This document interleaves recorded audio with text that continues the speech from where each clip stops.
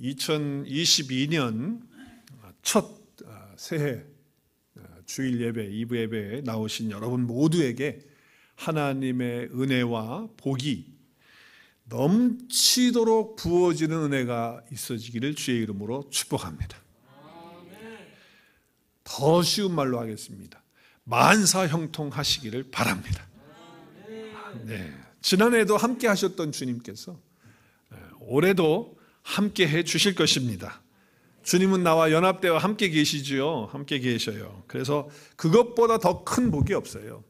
주님이 나와 함께 연합되어서 계신다라고 하는 것보다 더 중요한 복이 어디 있겠습니까? 내 안에 예수님 계시면 예수님 모든 거 갖고 계신 분인데 그러면 우리도 다 가지고 있는 거 아닙니까? 그렇죠? 복 다 받은 거 아니에요? 그리스도 예수 안에서 가장 큰 복은 주님이 나와 함께 연합돼서 살고 있다는 거예요. 그러면 주님이 내 안에 계시면 주님이 가지신 복은 누구 거예요?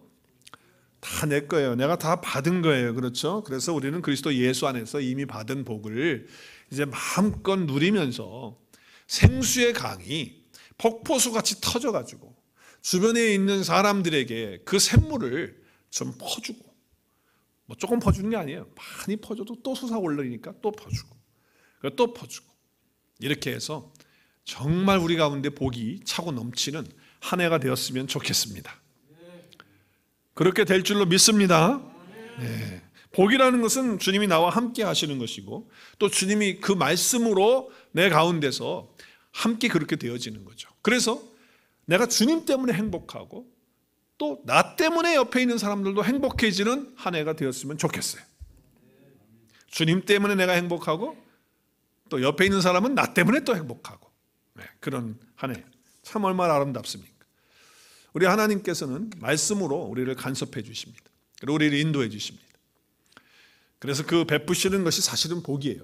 하나님이 나를 간섭하신다, 나를 인도하신다, 나의 삶에 역사하신다, 이것보다 큰 은혜가 어디 있습니까? 이것보다 더 큰 복이 어디 있어요? 정말 큰 복이죠. 그래서 우리는 결과적으로 보면 지금 삶이 어렵고 힘들어도 결과를 보면 행복한 거예요. 예수님 때문에 또 그의 말씀 때문에 그 주님께서 나를 간섭해 주시고 인도해 주셨기 때문에 그래서 기뻐하는 거예요. 그래서 감사하는 거예요. 결국은 우리는 찬양하는 사람이 되는 거예요. 그래서 복 있는 거예요. 저와 여러분은 그래서 복된 사람이 되는 것입니다. 2022년 정말 우리가 세상 사람들처럼 결과에만 관심 갖지 말고 세상 복이라고 하는 것은 전부 뭐예요? 자기들 수준에서 자기가 원하는 거 얻어내는 것으로 자기 복을 얘기하는데 그 수준에서 복인데 우리는 그런 복이 아니에요. 그런 복이 아니고 거기에서 행복 찾고 거기서 만족을 찾는 그런 거 아니잖아요. 우리는요.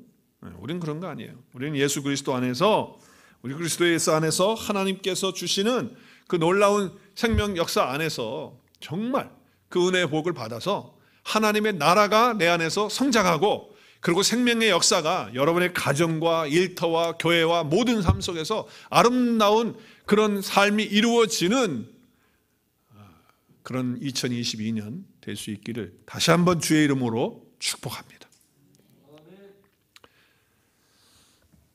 예수님의 사역의 초점을 보면요, 예수님의 사역의 초점은 항상 하나님의 나라였습니다. 하나님의 나라가 예수님의 사역의 초점이었어요. 그래서 하나님의 나라를 이루기 위해서 예수님은 많은 사역을 감당하셨어요. 성경을 보면 예수님께서 하시는 일들을 보십시오. 한 영혼 한 영혼들의 구원을 다루셨죠. 그래서 그가 구원받는 거, 생명을 얻는 거, 그래서 한 사람이 예수 믿고 영접해서 지옥의 자녀가 아니고 지옥으로 가는 인생이 아니라 하나님 나라에 들어가는, 천국에 들어가는 그런 역사를 말하는 거 맞아요. 그래서 하나님의 구원의 역사를 이루셨어요. 그런데 예수님께서 개인의 구원만을 위해서 오신 것이 아니고 하나님의 나라를 위해서 예수님이 오셨어요. 그 나라를 이루게 하시기 위해서 오셨다고 하는 것이죠. 그래서 우리는 이 예수님의 그 구원의 역사에 대해서 하나님의 나라가 이 땅에 온전히 이루어지는 것, 이런 차원에서 예수님이 오셨다는 것을 알아야 돼요. 나의 구원을 위해서 오신 건 맞아요. 그렇지만 거기에 머무는 것이 아니고 이제는 하나님의 나라라고 하는 것에서 하나님의 뜻이 이루어지고 온전하게 세워져 가는 것, 그것을 이루기 위해서 주님께서 사역을 하셨다는 거예요. 그러니까 하나님의 나라가 예수 그리스도의 그런 핵심의 사역이 되었다고 하는 것이죠. 우리가 구원받았다고 할 때 죽어서 천국 가는 이야기만이 아니에요. 이제 그래서 이 땅에서 살아가는 전체가 다 하나님의 나라가 되어서 나를 다스리게 되면 그게 다 하나님의 나라가는 거예요. 그래서 하나님은 우리가 구원받는 것을 끝나는 것이 아니고 우리 삶 속에서 하나님의 나라가 이루어져서 그 나라의 다스림 가운데 살아가기를 원하시는 거예요. 거기까지 가기를 하나님은 기뻐하신다라고 하는 거죠. 그래서 예수님은 그 사역을 감당하셨던 거예요. 그래서 예수님의 사역을 보면 그 핵심이 하나님 나라였어요. 하나님 나라. 복음의 핵심이 바로 하나님의 나라이기 때문에 그런 거예요. 그래서 세상에서 어떻게 살면 좋을까? 그거 잘 모르겠어요? 이게 어떻게 살아야 되지? 내 인생을 어떻게 그거 잘 모르겠어요? 그럼 답이 하나님의 나라예요. 하나님의 나라가 뭔지를 알면 그러면 인생의 답을 찾아요. 내가 어떻게 살아야 될까? 어떤 모습으로 내가 이 교회 생활을 해야 될까? 어떤 모습으로 가정에서 생활해야 될까? 어떤 모습으로 내가 직장 생활을 해야 될까? 라고 하는 것을 잘 모르고 헷갈릴 때가 있어요. 그 답을 주는 것이 하나님의 나라예요. 하나님의 나라에 대한 것을 분명히 알게 되면, 그것을 확신하게 되면 이 문제가 해결된다는 거예요. 자, 예수님 믿고 그리스도인 되면 이 땅에서 가장 행복하고 아름다운 삶을 사는 거거든요. 그건 맞는 거예요. 근데 우리가 잘 안 돼요. 그래서 살기를 여러분이 원하는 마음으로 이제 새해를 시작하는데, 그러면 알아야 할 것이 있어요. 그게 뭐냐면 하나님 나라예요. 하나님 나라를 알아야 돼요. 자, 예수님께서 사역을 하실 때 온통 다 하나님 나라를 위해서 사역하셨거든요. 근데 예수님께서 하신 그 하나님의 나라의 사역은 크게 네 가지예요. 크게 보면 네 가지. 그걸 잠깐 생각할게요. 빨리빨리 가요. 자, 하나님 나라의 사역에 크게 네 가지를 예수님 하셨는데, 첫 번째는 하나님 나라를 선포하셨어요. 하나님 나라를 선포 어떻게 하셨습니까? 예수님의 사역을 처음 시작하시면서 어떻게 하셨죠? 회개하라, 천국이 가까웠다라고 하나님의 나라를 선포하셨어요. 그러니까 가는 곳곳마다 가르치시고 그리고 선포하시고 고치셨는데, 이 선포하시는 것을 통해서 하나님의 나라를 나타내셨다는 거예요. 회개하라, 하늘나라가 가까이 왔다. 하나님 나라가 가까이 왔다라고 이렇게 전하는 거예요. 두 번째는 하나님 나라를 가르치셨어요. 하나님 나라를 가르치셨다는 거예요. 예수님은 많은 비유를 통해서 하나님 나라를 비유로 들었거든요. 그러면서 이렇게 말씀하세요. 천국은 이와 같으니, 천국은 이처럼, 이렇게 하시면서 말씀하셨어요. 자, 한 가지 예를 들어볼까요? 오늘 겨자씨 비유가 마태복음에도 있는데 이렇게 얘기를 하세요. 천국은 마치 자기 밭에 갖다 심은 겨자씨 하나에 같으니, 그러니까 뭐뭐 같으니, 뭐뭐 마치 이렇게 하시면서 천국에 대해서 모르니까 그 천국을, 하나님의 나라를 자세하게 가르치시는 사역을 하셨어요. 하나님 나라를 가르치셨다는 거예요. 자, 세 번째는 하나님 나라를 직접 체험하도록 하셨어요. 이 하나님의 나라를 직접 체험하게 한다는 건 뭐냐면 이런 거예요. 그 사람이 지금 귀신 들려 있어요. 그래서 하나님의 나라가 자기를 다스리는 게 아니고 귀신의 나라가 자기를 다스리고 있어요. 그런데 하나님의 나라가 임하면 그 귀신의 나라가 물러가게 돼 있는 거예요. 두 나라가 존재할 수가 없어요. 하나님의 나라가 밀려오면, 임하게 되면 더러운 나라는 떠나게 돼 있단 말이에요. 그래서 떠나면서 뭐예요? 체험하는 거예요. 야, 하나님의 나라가 임하니까 이렇게 좋으네. 내가 이렇게 묶여있고 억압받고 살고 스트레스 속에서 살고 여러 가지 힘든 삶 속에서 살았는데 하나님의 나라가 오니까 이런 평강이 오네, 이런 기쁨이 오네 하면서 체험을 하는 거예요.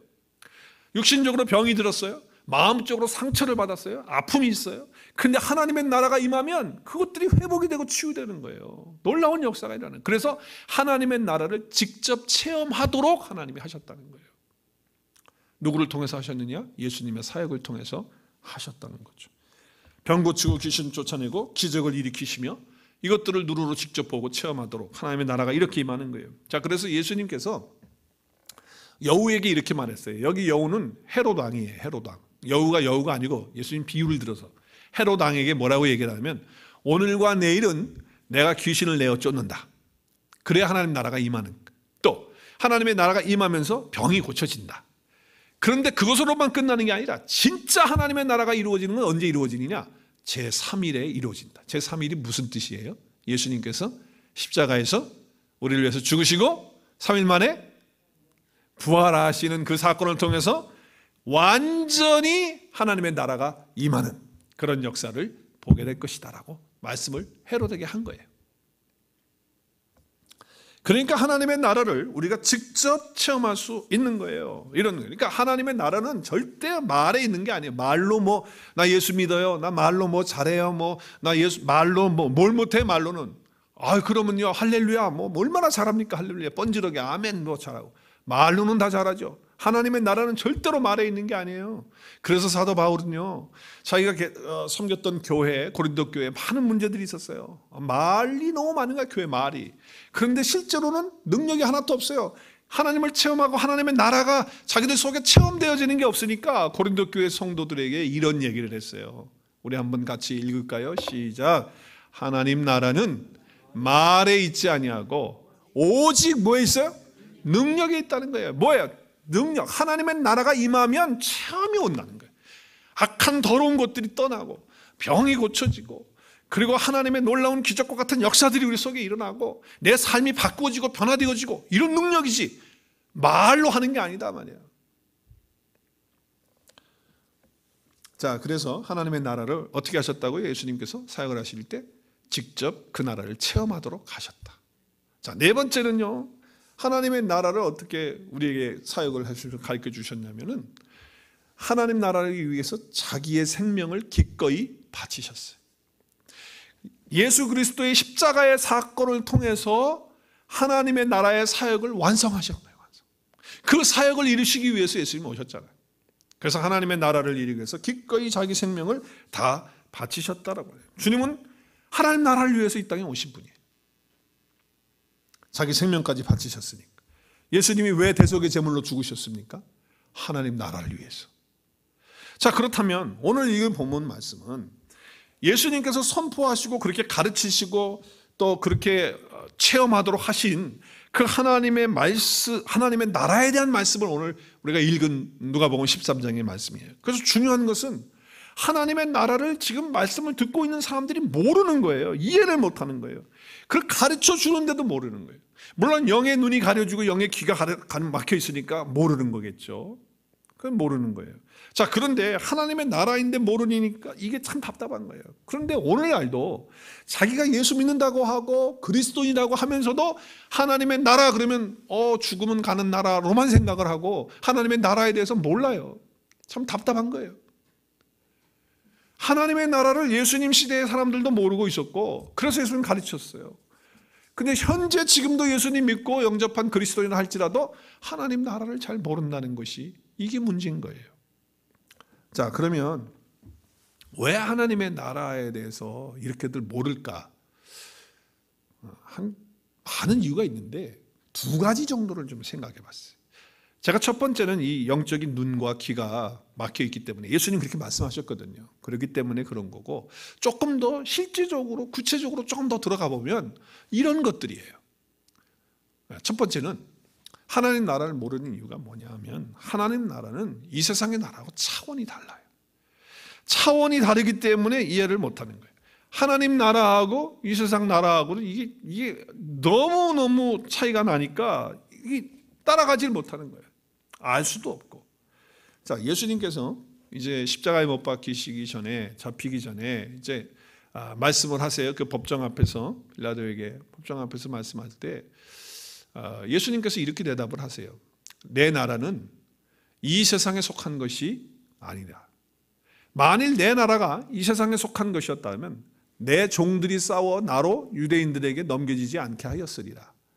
이제 내 나라는 여기에 속한 것이 아니다. 그러니까 지금 자기들끼리 막 싸워가지고 예수님은 십자가에 못 박는 자리까지 이제 이끌고 가는 거잖아요. 그래서 예수님을 죽이는 자리까지 가게 되는데, 이렇게 되어지는 이유는 뭐냐면 하나님의 나라를 모르기 때문에 지금 이렇게 한다는 거예요. 그러니까 내 나라는 여기 있는 게 아니고 하나님 나라는 다른 데 있다는 거예요. 너희들은 하나님 나라가 아니다는 그 얘기를 하시는 거예요. 자, 그렇기 때문에 이 차원이 다른 거예요. 세상 나라하고 하나님 나라하고. 그 첫 번째 이유예요. 두 번째 이유는 하나님의 나라를 왜 사람들이 모르느냐, 현재 우리 예수 믿는 사람들도 왜 이렇게 모르느냐, 그것은 사람들의 모든 관심이 온통 다 어디에 있다? 현실적인 것에 다 가 있는 거예요. 그냥 지금 먹고 사는 거, 그건 뭐 좋은 집 사는 거, 그리고 좋은 학교 애들 보내는 거, 뭐 그냥 여기 이 땅에 있는 것들에만 다 그냥 몰두가 돼가지고 있으니까 하나님의 나라를 알 수도 없고 체험할 수도 없어요. 어떻게 이거 알겠어요? 알지 못하죠. 너무나도 여기에 집중이 되어 있으니까 온통 여기에 다 들어가 있어. 자, 사람이 먹을 게 없을 때는 먹을 것만 있으면 좋겠어요. 그러니까 먹을 거 생겼어. 그럼 그걸로 땡 하나요? 아니에요. 또 마실 것도 찾아요. 또 마실 것 채워져요. 그거 다 있어. 먹을 것도 많고. 그러면 이제 입을 거 생각하는 거예요. 그래 거기에 또 몰두하는 거예요. 어떤 분이 그 집을 좀 사기 위해서 이제 애를 쓰고 있는데 아파트에 살았대. 아파트. 그래서 아파트에 처음에 투베드룸에 이렇게 살았는데 아이들하고 살려니까 너무 복잡한 거예요. 그래가지고 마음속에 기도했대요. 하나님, 그냥 3베드룸 아파트를 좀 갔으면 좋겠다고. 그래서 3베드룸 아파트를 가기 위해서 열심히 일을 해가지고 더 좋은 아파트를 갔대요. 그러면 이제 됐잖아. 해줬으니까. 3베드룸 아파트 가니까 뭐라고 또 기도하겠어요? 저기 단칸방이라도 내 집이 있어야 되겠습니다. 그래가지고 그래서 내 집을 또 마련했어. 그래가지고 너무 좋아가지고 막 그랬는데 집들 친구들 집도 가보고 뭐 여기저기 뭐 다녀보니까 이거 아닌 거야 또. 그래서 어떻게 나도 이거 아니다 이거 아니다 이거보다 좀 더 그래가지고 현실적인 눈에 보이는 거에 그냥 딸이 다니다가 처음에는 어떤 분은 화장실 하나 있는 거에서 2개 있는 거 달라고 그랬다가 2개 있는 것도 모자라가지고 이제 3개 있는 거 달라고 그랬다. 근데 그러다가 그냥 끝나는 인생이야. 그러다가 이제 나이 들어가지고 은퇴하고 여기 쑤셔 저기 쑤셔 그러다가 이제 가는 거지. 그러니까 온통 다 보여지는 세계에 있다라고 하는 것이죠. 자, 그러니까 여러분 하나님 나라는 절대로 이 세상의 현실적인 먹고 마시는 것에 있지 않다고 그랬잖아요. 우리 한번 말씀을 읽을까요? 시작. 하나님의 나라는 먹는 것과 마시는 것이 아니요 오직 성령 안에서 의와 평강과 희락이라. 이유는 예수 그리스도, 평강의 왕도 예수 그리스도, 기쁨을 우리에게 주시는 분도 예수 그리스도, 성령 안에 있는 예수 그리스도 안에서 누리는 이것이 하나님의 나라라고 하는 거예요. 근데 우리는 먹고 마시고 그냥 뭐 하는 거, 그냥 보여지는 거, 그냥 여기 현실적인 것에 있다 보니까 하나님의 나라를 잘 못 깨닫는 거예요. 아무리 여러분 예수님도 말씀을 전하는데 못 깨닫는데 감히 내가 이렇게 전하는 말을 어떻게 다 깨닫겠어요? 그렇죠? 예수님도 안 되는데.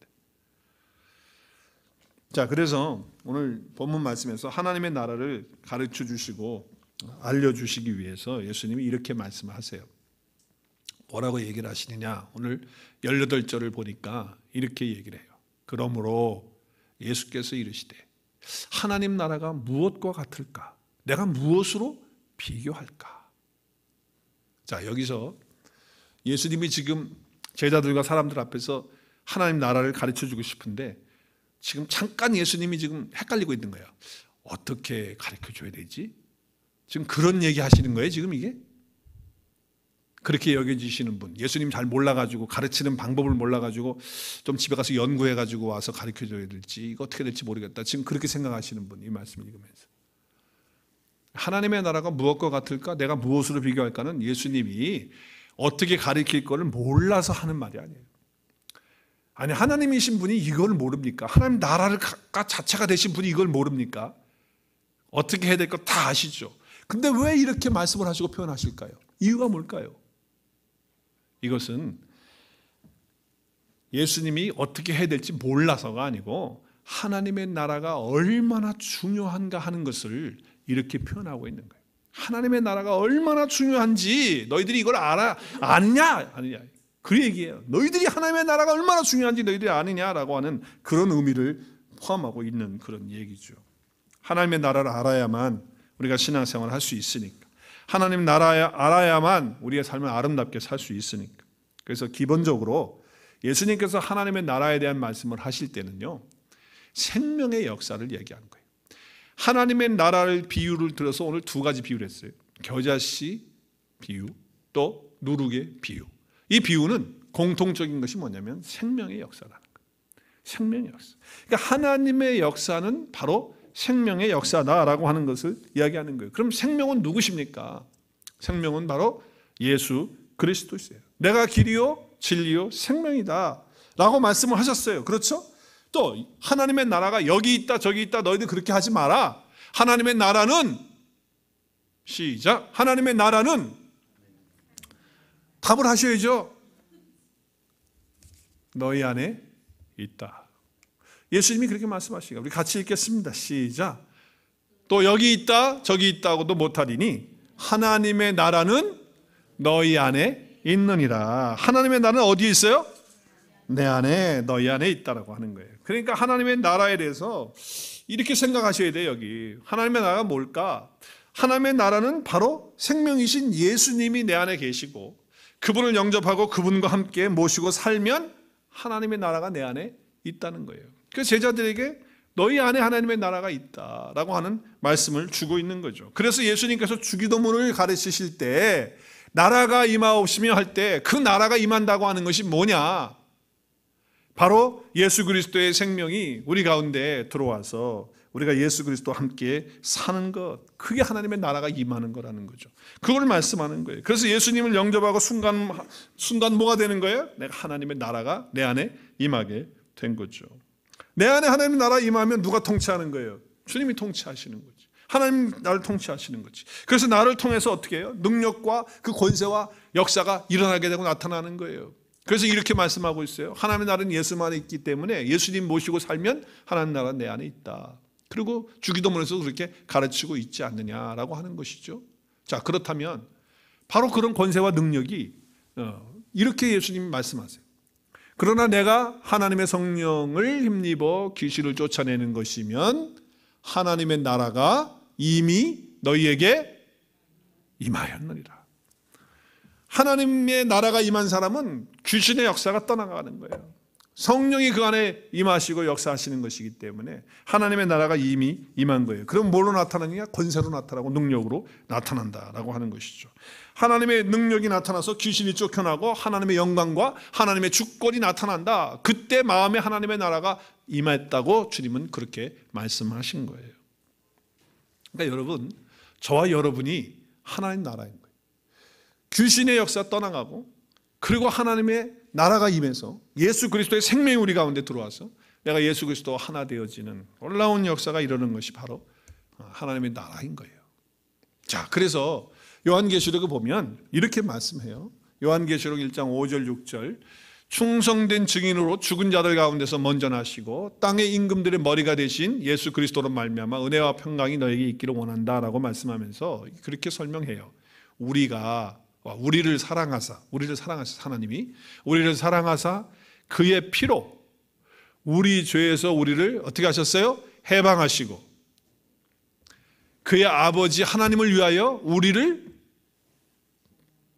두 존재로 바꾸셨어요. 뭘로 바꿨죠? 나라와 제사장으로 삼으셨어요. 그래서 하나님의 영광은 세세토록 받은 거예요. 저와 여러분이 뭐가 됐어요?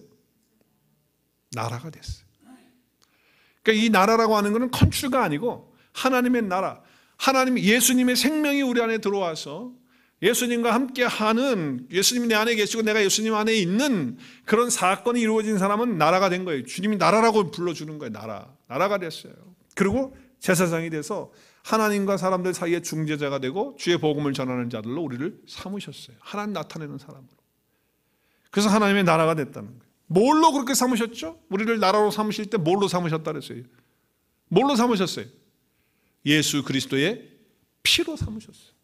예수 그리스도의 십자가의 피로 우리의 죄를 사하시고 거기에서 우리를 해방시키시고 사망에서 생명으로 우리를 옮기셔서 아들의 나라가 되게 하시고 그리스도의 나라가 되게 하시고 하나님의 나라가 되게 하신 거예요. 할렐루야!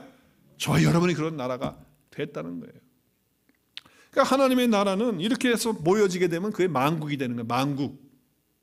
만국이 되는 거예요. 하나님은 사랑하셔서 예수 그리스도의 십자가의 피로 우리를 해방하시고 사망에서 생명의 역사로 우리를 그렇게 바꾸어 주셨다고 하는 것이죠. 자, 그렇다면 오늘 이 비유를, 두 가지 비유를 통해서 하나님의 나라는 생명의 역사다. 그러니까 죽은 거 살린다고 그랬잖아요. 그죠? 죽은 거 살리고 그리고 움직이는 생명의 역사고, 그럼 하나님의 나라가 되려면 우리 안에 생명의 역사가 있어야 되니까, 생명은 예수님이니까 예수님이 우리 안에 오면 하나님의 나라가 임하게 돼서 내가 죽어도 하나님 나라 가는 거고 이미 하나님의 나라가 임해서 나에게 있는 거잖아요. 그 하나님 나라가 됐잖아요. 엄청난 축복이죠. 자, 그렇다고 한다면, 자, 오늘 여기 비유를 통해서 하나님의 나라는 생명의 역사인데, 그러면 이 생명의 역사라고 할 때 기본적으로 어떤 모양으로 그러면 생명의 역사가 나타나느냐는 거예요. 어떤 모양으로 생명의 역사가 내 가운데 나타나느냐? 세 가지를 생각해 봅니다. 첫째는 하나님의 나라는 생명의 역사이기 때문에 성장한다는 겁니다.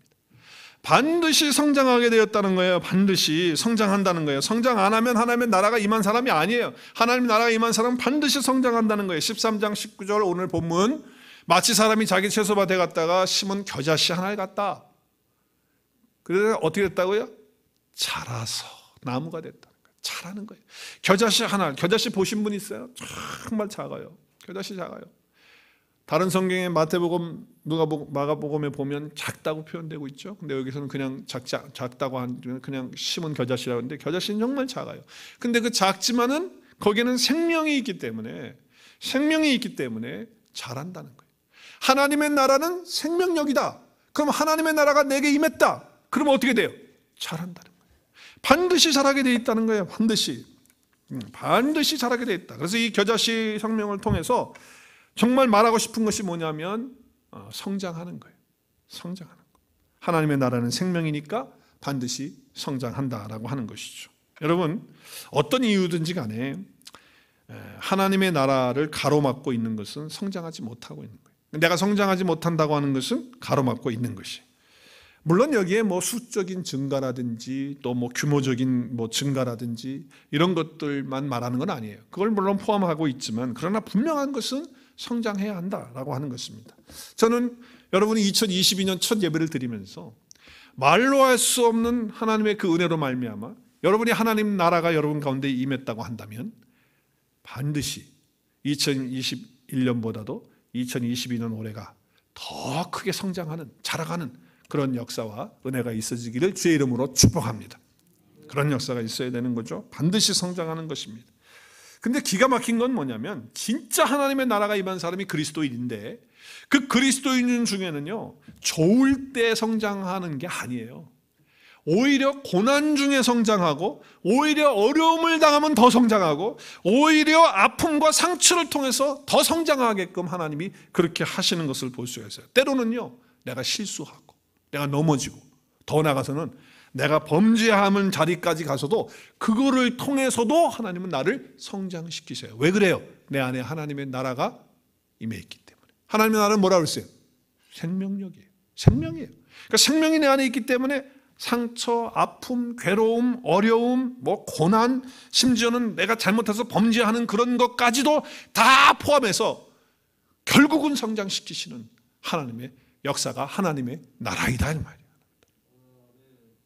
아무리 혹독한 상황에다 나를 집어넣는다 할지라도, 사단이 나를 넘어뜨리려고 그렇게 한다 할지라도, 또 내 상황이 정말 힘든다 할지라도 우리는 퇴보하지 않아요. 물러나지 않아요. 꿈을 포기하지 않아요. 기대를 낮출 수가 없어요. 우리는 점점 더 성장하고 커가는 거예요. 왜? 하나님의 나라가 내 안에 있기 때문에. 저는 이 말씀 준비하면서 여기에 많은 도전이 됐어요. 왜냐하면 저도 한때는 젊을 때가 있었거든요. 지금도 젊지만 우리 어르신분들에게 죄송한데 정말 그런 때가 있었어요. 저 20대 있었거든요. 사진 틀려요 지금하고. 30대 있었고, 여러분 다 있잖아요.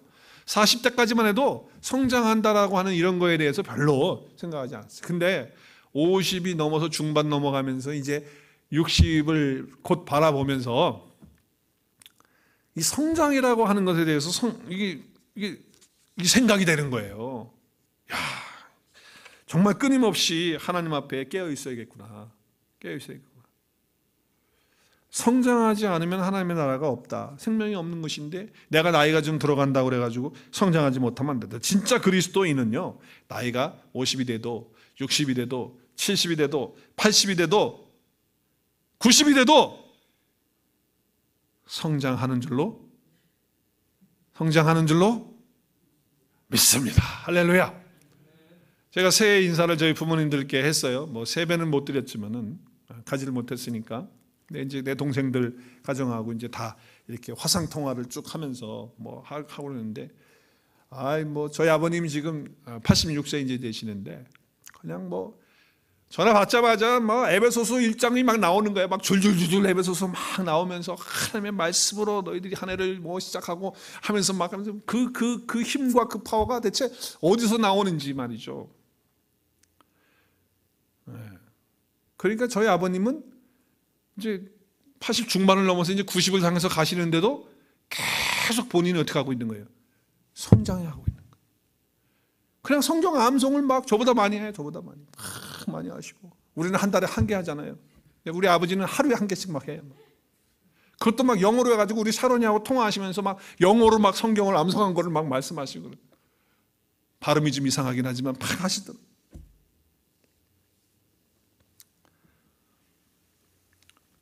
여러분, 하나님 나라를 가진 사람은, 또 하나님 나라가 임한 사람은 절대 리밋이 없습니다. 다 아멘 안 하시는 거예요. 리밋이 있어요? 없어요.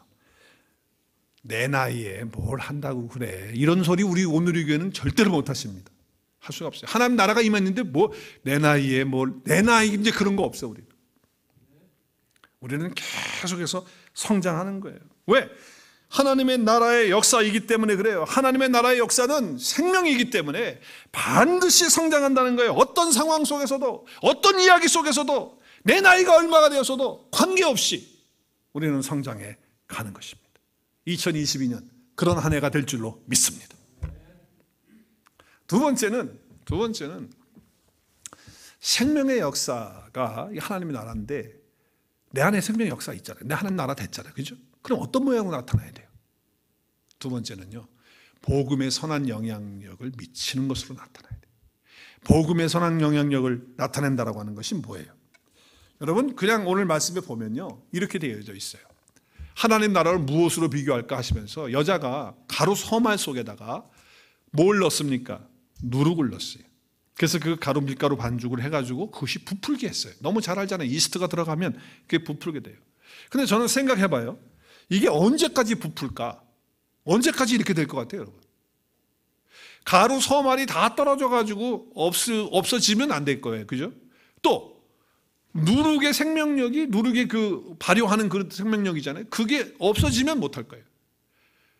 그렇지 않고 가루가 계속 있고 그리고 누룩이 계속 발효하는 생명력을 갖고 있다면요, 저는 끝없이 부풀어지는, 그래서 그 반죽에다가 영향을 주는, 영향력을 줘가지고 크게 하는 그런 역사를 이룬다. 여러분, 우리의 삶에 내가 하나님의 나라의 사람이라고 한다면 우리의 삶 속에 반드시 이렇게 복음의 선한 영향력을 계속 흘려보내야 되는 거예요. 여러분, 우리가 지위가 올라가고 뭐 성공할 때 그때만을 영향력을 발휘하는 겁니까? 아니에요. 그때 영향을 발휘하는 것보다도 내가 고난당하고 어려움 당하고 때로는 무너지고 내 자존심이 막 짓밟히고 수치를 당하고 막 이렇게 될 때 사실 어떻게 돼요? 하나님 나라가 임한 사람은 그때 더 복음의 선한 영향력을 나도 모르게 쫙, 그냥 모르는 거예요. 지금 보입니까? 눈으로? 안 보여요? 누룩이 보여요? 안 보여요? 안 보이지만 그게 영향력이 흘러가는 거예요. 쫙 미치는 거예요. 그래서 그 영향력 발휘가 되는 거란 말이죠. 이게 하나님의 나라의 사람들이에요. 여러분의 가정에서, 교회에서, 또 여러분 이웃, 또 여러분의 어떤 직장에서 직접 간접적으로 선한 복음의 영향력 나타내는 것, 그것이 바로 하나님 나라 이야기다. 그게 하나님 나라다. 예수님이 이렇게 말씀하시는 거예요.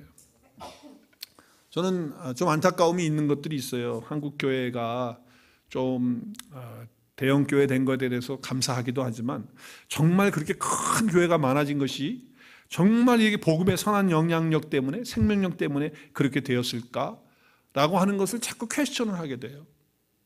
그냥 어떤 상황에 하다 보니까, 도시화가 되다 보니까, 또 사람들이 군중 심리에 의해서 그냥 모여지는 어떤 그런 그룹일까? 아니면 정말 예수님이 말씀하신 하나님의 나라가 임해서 그 생명력으로 말미암아 그렇게 성장하는 것일까? 거기에는 조금 의문이 있어요. 아무튼 여튼 간에 성장한 건 사실이에요, 크게. 그러나 가장 결정적인 건 뭐냐면 복음의 선한 영향력을 행사하지 못하고 있다는 건, 그거는 부인할 수가 없어요. 성장을 했다면, 크게 성장을 했다면, 그 큰 교회들이 그렇게 많이 있다고 한다면 그 주변의 도시들과 그 주변의 사람들이 어떻게 돼야 돼요? 그 교회로 인하여, 그 성도들로 인하여 선한 영향력을 받아야 되는데 그게 아니고 오히려 그런 교회들을 향하여 손가락질을 하고, 그리고 뭐 기독교를 앞에다가 뭐 나쁜 말을 써가지고 하고, 그리고 뭐 믿는 사람들에 대해서 뭐 이렇게 하는 것에 대해서, 그리고 사회에 환원하고 봉사하지 않는 것에 대해서 뭐 별별 것들 다 얘기하면서 자기들만 챙기는 이기적인 그런 교회라고 그러면서 교회를 욕하고 있는 걸 보면, 이거는 복음의 선한 영향력이 흘러가고 있지 않은 거죠. 그거는 규정사실이에요. 그렇다고 한다면 이게 정말 하나님의 나라가 임한 건가? 정말 하나님의 나라가 임한 건가? 생각해보지 않을 수가 없는 거예요. 뭐 한국뿐만 아니라 우리 아틀란타도 마찬가지 아니에요? 우리 삶의 현장도 마찬가지고 내 가정도 마찬가지 아니에요? 하나님의 나라가 정말 나에게 임했다면, 우리 가정에 임했다면, 우리 교회에 임했다면 선한 복음의 영향력이 힘들고 어려울 때 오히려 더 빛을 발하고 더 나타내고 더 발휘가 되는 그런 역사가 있어야 되는 거죠. 2022년에는 그런 역사 놀랍게 발휘가 될 줄로 믿습니다.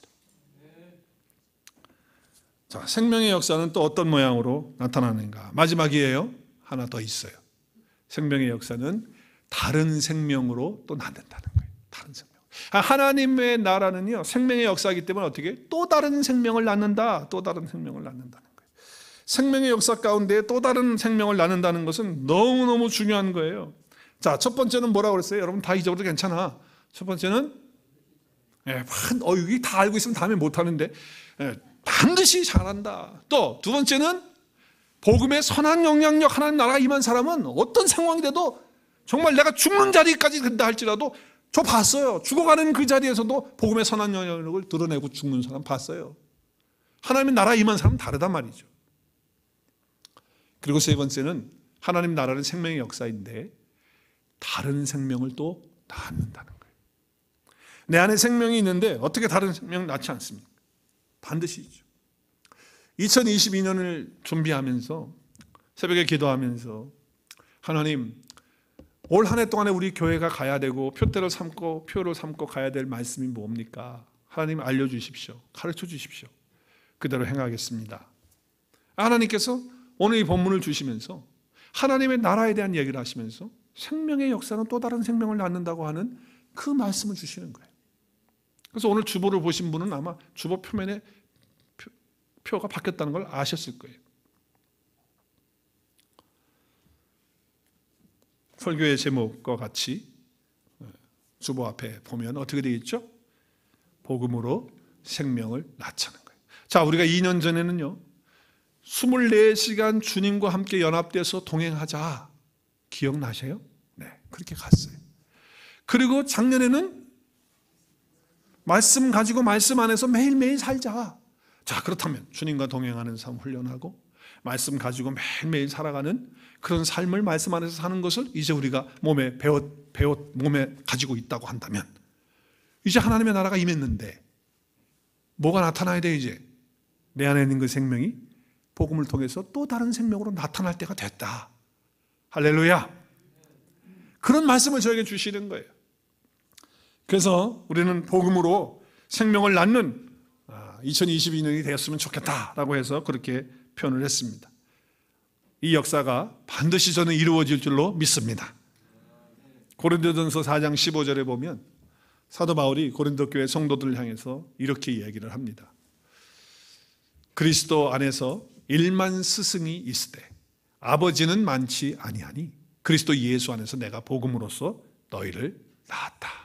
자, 선생들은 많다. 말씀 가르치고 뭐 지식적으로 가르치는 사람들은 많지만 아버지, 자기를 태어나게 하고 키워주는 아버지는 많지 않다라고 얘기를 하고 있어요. 고린도 교회 성도들을 향해 얘기한 거예요, 바울이. 그러면서 그리스도 예수 안에서 내가 복음으로 너희를 낳았다. 자, 바울은 남자예요, 여자예요? 시작. 바울은 요즘에는 또 중성에다가 또 체크하는 게 있더라고요. 네, 분명히 육신적으로는 남자입니다. 근데 그 아버지가 자녀를 낳을 수 있습니까? 어머니가 자녀를 낳습니까? 아버지가 자녀를 낳습니까? 근데 이게 말이 되는 거예요? 아버지가 뭘 자녀를 낳아 지금? 생명을 어떻게 아버지가 낳아? 그 얘기는 뭐예요? 하나님의 나라에서는요 예수님과 나와의 친밀한 관계를 갖는 순간 우리는 다 뭐가 돼요? 여자가 돼요. 우리의 육신적인 몸하고는 아무 관계없어요. 주님이 나의 남편이시고 내가 그의 아내가 되기 때문에 남자든 여자든 관계없어요.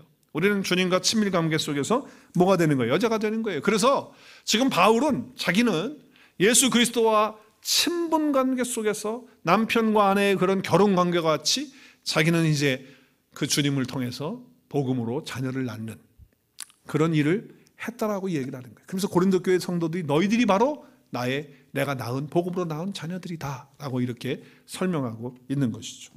자, 육신적으로는 여자라 할지라도 그 여자가 복음을 전하는 사람이 된다면 그 사람은 복음을 뿌리는, 씨를 뿌리는 자가 되기 때문에 그때는 영적으로 남자가 또 될 수 있는 거예요.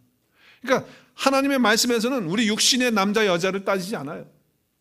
영적인 눈으로 본다면 그런 거예요. 그러니까 중요한 건 뭐냐?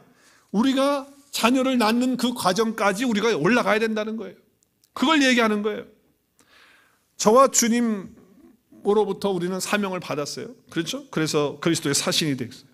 또 이렇게 얘기하면 나는 목사도 아니고 전도사도 아니고 선교사도 아닌데 장로도 아닌데 일개 평시도가 난 전 권사도 아닌데 뭐 내가 이런 걸 하냐 말이지. 그러나 여러분 주님과 관계 속에서 나도 여자가 되었기 때문에 해산해야 돼요. 해산. 생명을 낳아야 돼요. 복음으로 생명을 낳아야 된단 말. 내가 주님과 함께 살고 있다면 당연히 생명이신 그분과 함께 생명을 낳아야 된다는 거죠. 이게 구원받는 사건이라는 거예요. 그래서 디모데서에 보면 이런 말씀이에요.